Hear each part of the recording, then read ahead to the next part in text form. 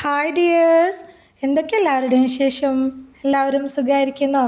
ഇന്നൊരു അടിപൊളി കിടിലൻ ടേസ്റ്റിലുള്ള ബ്രെഡ് ടോസ്റ്റിൻ്റെ റെസിപ്പിയും കൊണ്ടാണ് വന്നിട്ടുള്ളത്.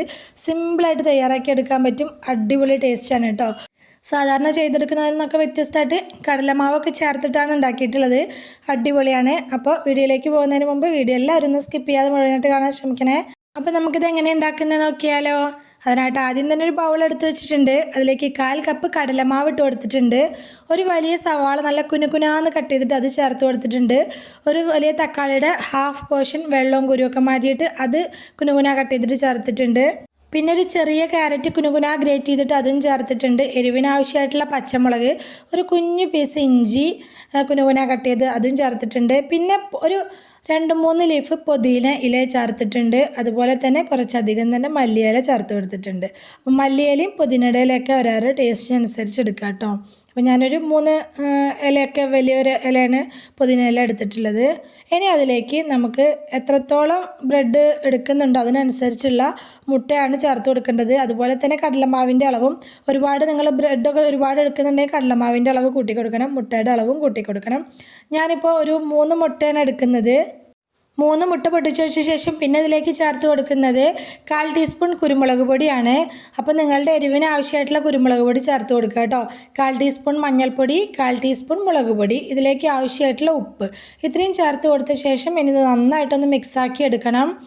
കടലമാവും വെജിറ്റബിൾസും നമ്മൾ ചേർത്ത് കൊടുത്ത മുട്ടയും ഒക്കെ നന്നായിട്ടൊന്ന് മിക്സായി കിട്ടണം. കടലമാവിൽ നമ്മൾ ഇളക്കി കൊടുക്കുന്ന സമയത്ത് കടലമാവിലുള്ള കട്ടയൊക്കെ നന്നായിട്ട് ഉടച്ച് കൊടുത്തിട്ട് നല്ല രീതിക്ക് തന്നെ മിക്സാക്കി എടുക്കണം.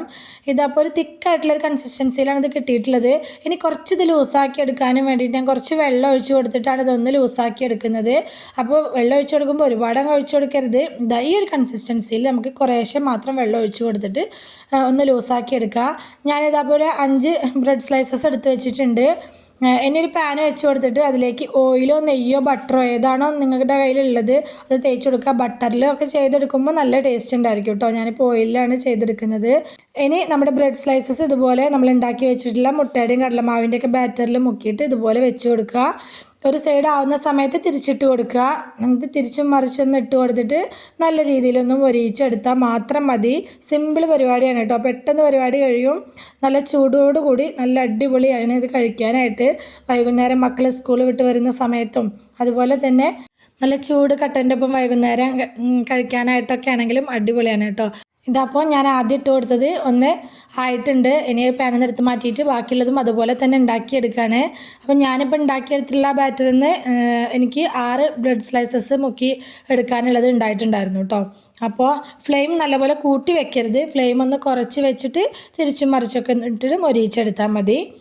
അപ്പോൾ വീഡിയോ സബ്സ്ക്രൈബ് ചെയ്യാതെ കാണുന്ന നമ്മുടെ പുതിയ കൂട്ടുകാർ ആരെങ്കിലും ഉണ്ടെങ്കിൽ പ്ലീസ് ഒന്ന് സബ്സ്ക്രൈബ് ചെയ്ത് സപ്പോർട്ട് ചെയ്യണം കേട്ടോ. അതുപോലെ തന്നെ കൂടെയുള്ള ബെൽ ബട്ടൺ ഒന്ന് ക്ലിക്ക് ചെയ്ത് വെക്കുകയാണെങ്കിൽ ഞാനിടുന്ന പുതിയ വീഡിയോസിൻ്റെയൊക്കെ നോട്ടിഫിക്കേഷൻ നിങ്ങൾക്ക് കിട്ടുന്നതായിരിക്കും. അപ്പോൾ നമ്മുടെ സ്നാക്കൊക്കെ ഞാൻ മുഴുവനായിട്ട് ഇവിടെ ഉണ്ടാക്കിയെടുക്കൽ കഴിഞ്ഞിട്ടുണ്ട്. കാണാനും ഇതിങ്ങനെ ഉണ്ടാക്കിയിരിക്കുന്നത് കാണാൻ തന്നെ നല്ല ഭംഗിയാണ്. അതുപോലെ തന്നെ കഴിക്കാനും നല്ല ടേസ്റ്റാണ്. ഇതൊരു കെച്ചപ്പിൻ്റെ കൂടെയൊക്കെ മക്കൾക്ക് കൊടുക്കുകയാണെങ്കിൽ അടിപൊളിയാണ് കേട്ടോ, അവർക്ക് നല്ല ഇഷ്ടമാവും. എളുപ്പത്തിൽ നല്ല ഹെൽത്തി ആയിട്ടൊരു സ്നാക്ക് ഉണ്ടാക്കണം എന്ന് തോന്നുന്ന സമയത്ത് ഉണ്ടാക്കാൻ പറ്റിയിട്ടുള്ള നല്ലൊരു റെസിപ്പിയാണ് കേട്ടോ. അപ്പോൾ വീഡിയോ ഇഷ്ടമായിട്ടുണ്ടെങ്കിൽ മറക്കാതെ ലൈക്ക് ചെയ്യണേ, നിങ്ങളുടെ അഭിപ്രായങ്ങളൊക്കെ കമൻറ്റായിട്ട് പറയണം. അതുപോലെ തന്നെ റെസിപ്പി ഇഷ്ടമായിട്ടുണ്ടെങ്കിൽ നിങ്ങളുടെ ഫ്രണ്ട്സിനോ ഫാമിലിക്കോ ഒക്കെ ഒന്ന് ഷെയർ ചെയ്ത് കൊടുക്കുക കൂടി വേണേ. ഇതുവരെ കൂടെ നിന്ന് സപ്പോർട്ട് ചെയ്തിട്ടുള്ള എൻ്റെ എല്ലാ മുത്തുമണികൾക്കും ഒരുപാട് നന്ദി. എന്നാൽ ശരി, സിമ്പിൾ ആൻഡ് ടേസ്റ്റി റെസിപ്പിയുമായി ഞാൻ വീണ്ടും വരാം. ബൈ.